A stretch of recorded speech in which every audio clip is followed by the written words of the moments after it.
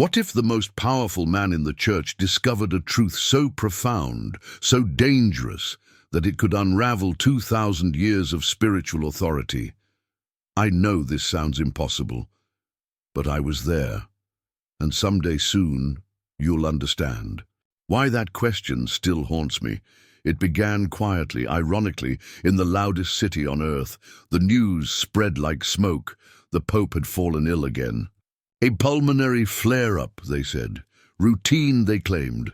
But inside the Vatican walls, no moment is truly routine, especially not when it involves Pope Francis.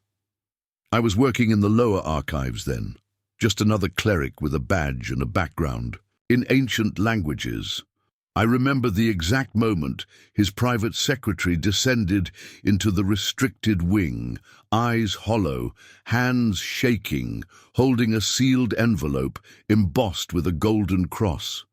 It was addressed to me. Inside, a map, old parchment, symbols I hadn't seen since my studies on early Coptic scrolls. A short note written in his own hand, "Bring this to me, alone." That was the night everything shifted. 2 Swiss guards escorted me to the papal quarters, but when I entered, it wasn't the formal chambers of audience. It was deeper, below. The palace, into a space where the marble gave way to rough-hewn stone and dripping silence.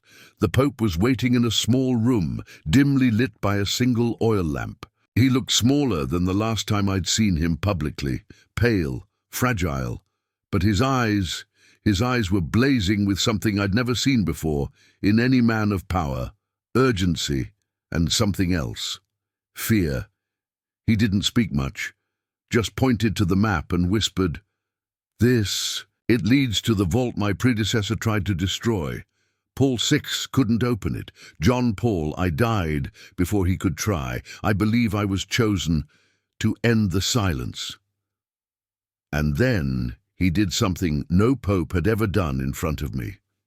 He removed his zucchetto, the small white cap every pope wears, and placed it on the table as if removing a crown, a gesture of humility, or perhaps preparation. We descended alone, under cover of midnight bells, guided by the map's strange coordinates. At the heart of the passage was a seal, a bronze disc etched with Aramaic. I translated it in a whisper. "Only the dying may enter, only the truth may leave." He looked at me, and for the first time I realized he truly believed this might be his final act. The chamber door groaned as we pushed it open. Inside was dust and darkness, and something I never imagined. 3 stone sarcophagi, each bearing the name of a gospel figure thought to have vanished from history. One was marked simply MM. Another bore a star-like symbol, identical to the one found in apocryphal texts attributed to Thoth. In the center, a pedestal, and on it a leather-bound manuscript with no title. The Pope did not hesitate. He picked it up, opened the first page, and whispered something I will never forget. They lied to preserve power, and now I must decide if I will do the same. He collapsed hours later. The Vatican said it was exhaustion, complications from treatment, but I knew the truth. Something in that book, something he read, shook him in a way no illness ever could, and I haven't told you what was written in it. Not yet, but I will, soon. What if Jesus had entrusted his most sacred teachings not to the disciples no, but to the one person history tried hardest to erase? I didn't believe it at first either, but then I turned the page. After that night in the vault, everything changed. The Pope was placed under 24-hour care. Vatican doctors said it was respiratory, but I knew better. The things he had seen, the things we both saw, they weren't just ancient. They were revolutionary. I kept the manuscript with me, under instruction. "Guard it like it's alive," he said. And in a way, it was. It didn't bear a title. No markings on the spine, just thick, worn leather and a subtle scent of rose oil. When I opened it, I noticed the ink shimmered faintly, as if reacting to the light or to me. The first line read, in ancient Coptic, "These are the words of the one called Magdalene, keeper of the flame, first among the witnesses." I froze. This was no fragment, no broken scroll buried in sand. This was a complete gospel, written in first person, by Mary Magdalene herself. Its tone was calm, intimate, like a conversation whispered between worlds. She spoke not of sin or salvation, but of awakening, of the body as a vessel, of light that enters through silence, and most curiously, of Jesus not as a savior to be worshipped, but a teacher of inner power. There were entire sections describing techniques, meditations, breathwork, visualization methods, designed to connect directly with the divine. These were not metaphorical teachings. They were instructions, rituals, and they had names. One was called Esh Hathor, the womb of stars. Another, Natar Om, to breathe as the light does.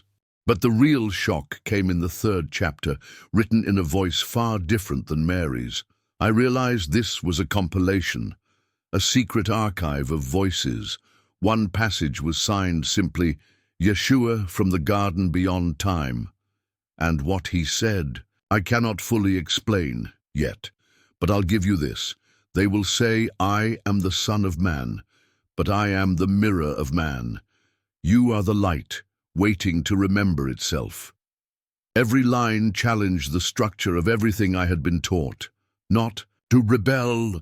No, that was not the tone. It was a gentle invitation to return, to something older, quieter, more cosmic.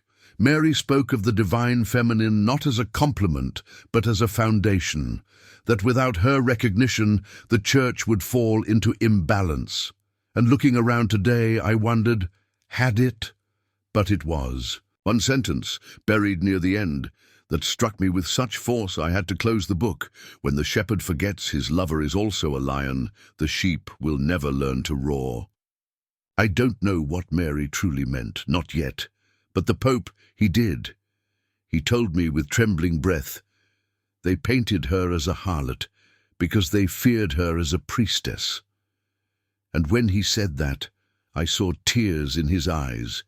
You have to understand. This was the Bishop of Rome, Vicar of Christ. And yet here he was, reconsidering everything because of a gospel no one was ever meant to read. The next morning, guards came looking for the manuscript. But it was no longer where I left it.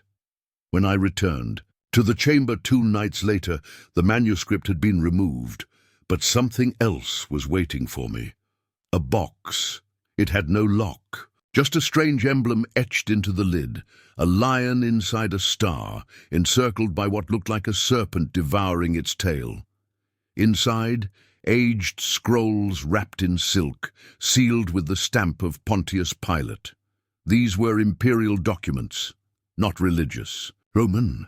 The first was a report, brief but direct, identifying a young man named Yeshua bar David as a threat to Roman stability due to his legitimate royal descent. The second was even more startling, a genealogical map hand-copied from temple records in Jerusalem before the Second Temple's destruction. It traced a direct bloodline from King David, through Solomon, and across 7 generations to a woman named Mariamne, believed to be the grandmother of Jesus. But what stunned me most was that the line didn't stop there. It split, one side moving toward Judea, the other toward Egypt. Solomon, it seemed, had indeed married a pharaoh's daughter, and that marriage wasn't symbolic. It forged a new hybrid line. The documents referred to it as Hakasher Kadmoni, the ancient bond. Suddenly, everything began to fall into place. The escape to Egypt wasn't just a refuge, it was a return. The visit of the Magi wasn't just spiritual homage, it was recognition.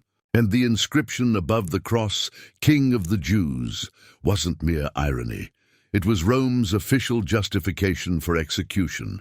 Jesus was, in the eyes of the empire, not just a preacher, but a political figurehead with ancestral right to reclaim a kingdom. One scroll, drier and more brittle than the rest, mentioned the phrase rex potentia, king by power and lineage. It suggested that after Jesus, a plan had been set in motion to protect the bloodline hidden among the Essenes, then later passed along through certain families across the Mediterranean. This would explain why, for centuries, European royal houses sought papal confirmation of their lineage, some even claiming descent from Jesus himself. The Pope had known. He had seen these documents before. That's why he was so shaken. That's why he had opened the chamber, but he had never acted on it until now. He once whispered to me, his voice weaker than ever, "We told the world Jesus was God, but we never told them he was also a king. The consequences of that would have changed everything." And it's true. If the world saw him not only as a divine messenger, but as the rightful heir to a royal ancient lineage, one that merged Judea and Egypt, east and west, priesthood and power, it would shake not just theology, but the very foundation of governments. As I held those scrolls, I realized this wasn't just about Jesus. This was about inheritance, about the right to truth, to sacred memory, and to spiritual sovereignty long denied to humanity. The question now wasn't if the Church would ever reveal this truth. It was, what would happen if someone else did? Thank you for staying with me through this part of the journey. If this story resonates with you, please consider subscribing to the channel, liking this video, and joining our community. There's so much more to reveal, and the truth is only beginning to surface. After the revelations, the Pope changed. He spoke less during public audiences. His sermons turned more introspective. He removed certain advisors from his inner circle. The atmosphere around him grew heavier, like a storm cloud trapped beneath stained glass. But behind closed doors, he had begun to move. He called secret meetings, not with cardinals, but with archivists, linguists, and a handful of trusted theologians. His mission, to verify the documents, to prepare what he called the final statement of spiritual transparency. But not everyone welcomed this. Whispers grew louder in the Vatican corridors. I heard them myself. Senior figures of the Curia, men loyal to the old church, to tradition, to empire, were calling Francis reckless. Some called him a heretic behind his back. Others didn't even whisper. They marched boldly into meetings with folders marked Urgente, demanding he cease all inquiries into the scrolls, the Gospel of Mary, and the Bloodline records. One cardinal, whose name I won't repeat, threatened to leak private health records to the press. Another accused him of betraying Peter's chair. They warned him if he went forward with disclosure, he would fracture the church beyond repair. Francisco listened in silence. Then, according to one witness, he responded simply, "If the church breaks over the truth, then it was never built on Christ to begin with." That night, his medical condition worsened. I don't believe it was coincidence. The Pope was moved to a more secure wing of the Vatican residence. He was denied visitors, even his personal confessor. Rumors flew that he had stepped back from public duties by choice. But that wasn't the truth. He was being isolated. They claimed it was for his rest, for his safety. But inside, a cold war had begun, and he was its prisoner. I received a package the next morning, no return name, inside a USB drive, and a handwritten note, "If I do not speak, let this speak for me." The files inside were audio recordings. The Pope had been secretly dictating what he called his Gospel da Verdade Occulta, a final message meant to be broadcast globally in case of suppression. In it, his voice is faint but steady. He speaks of the Gospel of Mary, the ancient bloodline, and the distortion of Christ's legacy by empires, kings, and fearful men. He ends with these words, "The Son of Man walked among us not to be worshipped, but to awaken us. We built cathedrals to contain him, but he came to set us free. If you hear my voice, don't ask what Rome approves, ask what love reveals. I tried to share the files, sent them to scholars, journalists, archivists, but every attempt was blocked. Emails returned, files corrupted, accounts suspended. Something was watching. Even now, I'm unsure how long this message will survive. But I know one thing. Pope Francis has not been silenced, not in soul, not in purpose, and not in history. He is still fighting, alone perhaps, but with more truth than most could bear. Thank you for staying with us. If this part moved you, if it stirred something in your spirit, subscribe to the channel. We're not done yet. There's one final chapter to come, and it may change everything.